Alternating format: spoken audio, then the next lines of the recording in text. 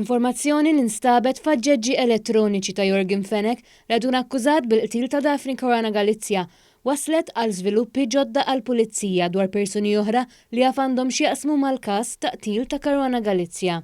Din l-informazzjoni ħarġet waqt l-inkjesta pubblika waqt ix-xhieda tas-Superintendent Keith Arnaud li ma smieħ sħiħ instama' wara bibien magħluqa. Arnaud qal kif l-informazzjoni li nġabret mill-Europol mill-aġġeġġi ta' Fenech dalwaqt se tiġi ppreżentata bħala evidenza waqt il-kumpilazzjoni tal-evidenza kontra Jorgen Fenech. Spjega kif l-istess informazzjoni li qed tiġi analizzata mill-Pulizija Maltija u l-Europol jaf tkun ta' għajnuna biex tgħin il-Pulizija tifhem ċertu aspetti fil-każ.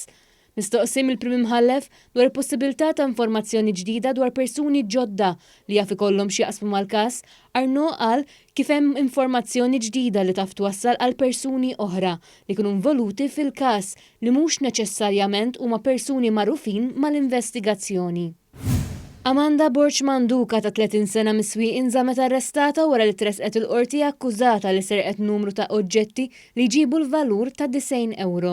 Il-qorti preseduta mill-Maġistrat Caroline Farrugia Frendo semet kif l-akkużata serqet 30 euro f'oġġetti ta' żbuħija minn ħanut f'Taslima, 30 euro minn basket ta' impjegata f'ħanut fi Swieqi u pruvat tisraq 30 euro f'oġġetti minn ħanut tal-laħam mill-istess ħanut. Il-qorti nnutat li Borch Manduka hija riċediva.